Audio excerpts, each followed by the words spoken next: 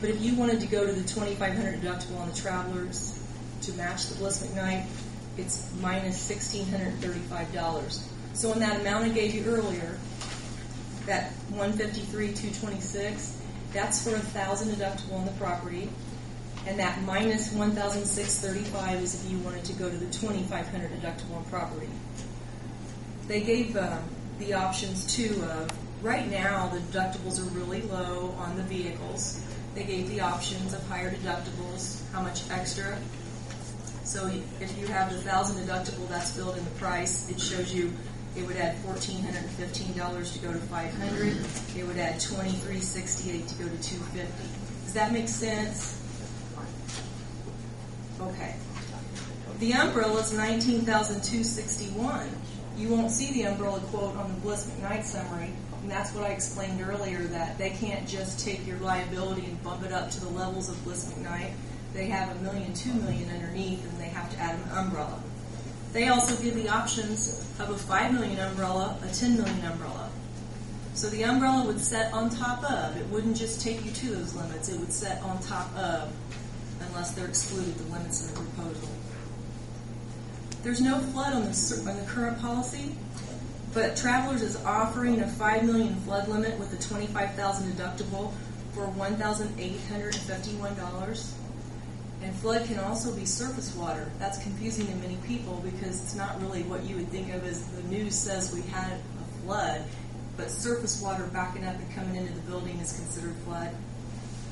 On earthquake, this is an area that Travelers is not as strong as Bliss. On the Bliss quote, you'll see where they show the limit full amount, same as the blanket for earthquake. On Travelers, they have a $5 million cap with an option of a $10 million. So that's $4,719 if you wish to increase the 5 that's in the package to 10. On workers' comp, the annual rate is $119,388. So just for a quick summary with Travelers, the base package was $153,226. That's not counting the options that are on the same page. That's the base. An umbrella of $19,261 with a $4 million limit. And why we chose $4 million? The Bliss package will show a $3 million, $6 million limit. So to take the 1 to 2 built into the package, this would take it actually to 5 to 6. So that was as close as we had to compare.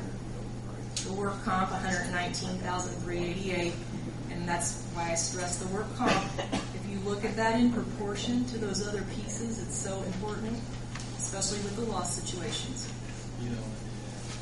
On the last page of this little front letter, it talks about the Bliss McKnight renewal proposal includes a $3 million $6, and for what categories is in the proposal.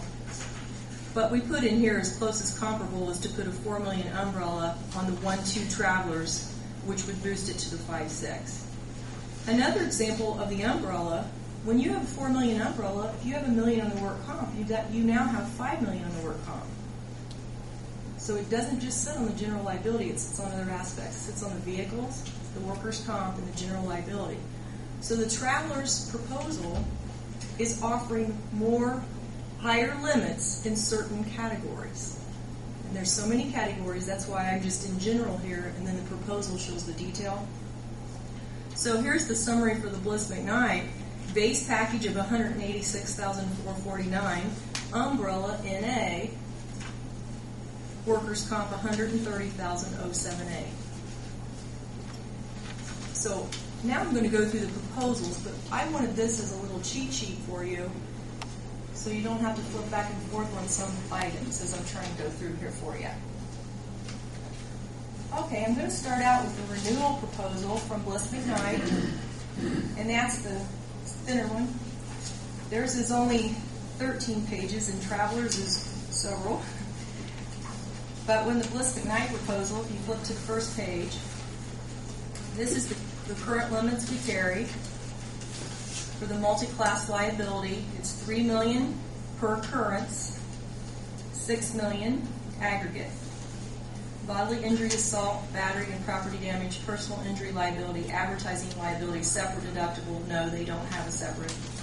Errors and omission. Now this is an area, when we're getting down in these little areas, you want to flip back and forth with other proposals because these deductibles can vary substantially depending on what company. The errors and omission liability is $2,500 per occurrence. Civil rights, $2,500 per occurrence. Fire damage legal liability. Just a minute. Sure. I have gathered with one. Oh, I'm sorry. Okay.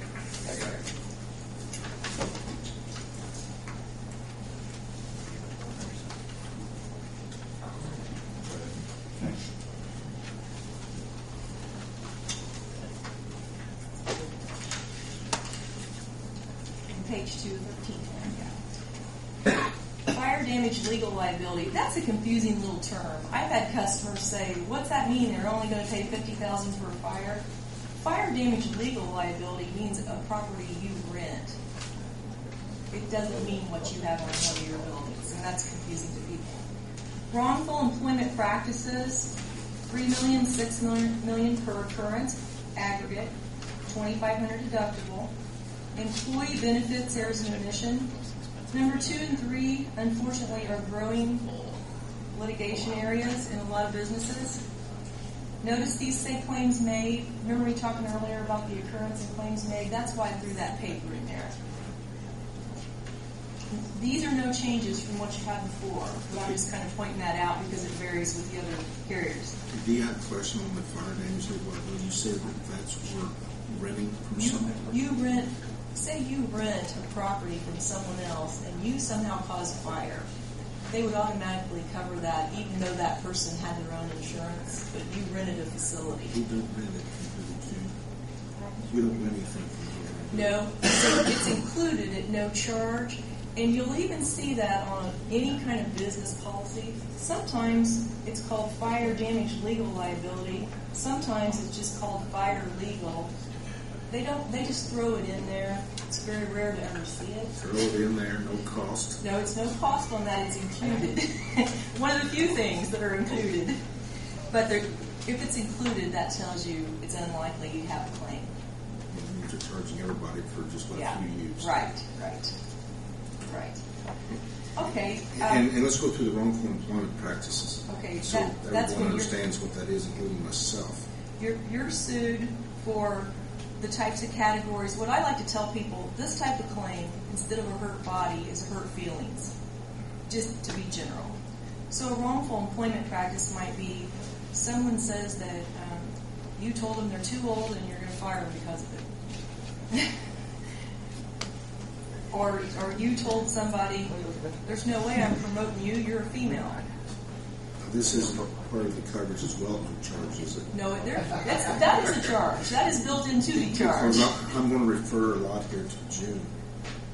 June, do you know of any cases in your time here at Greensburg City Hall that there's been any liability cases like this? Wrongful employment practices? This would include section. Not that I'm aware of. Yeah, wrongful employment practice, like a supervisor that's saying, I don't recall of anybody, any employee or anybody else. Well, Yeah. you have one. and the thing is, this is a growing area. A growing area.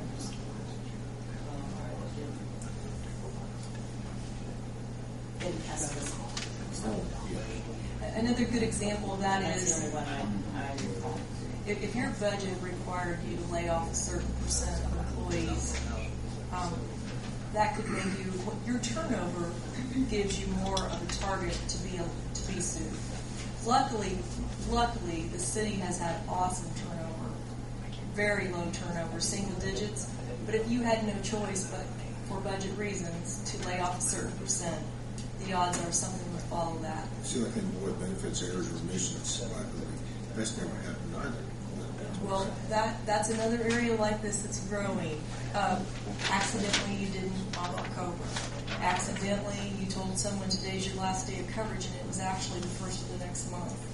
That's a growing area too. And is there a way to attach a cost to these? Yes, I could have them break that out. And that's what I'd like to see, what we're actually paying for, how Yeah, I could have them break it out. It's in the package because it's the renewal offer, but it's separate on travelers.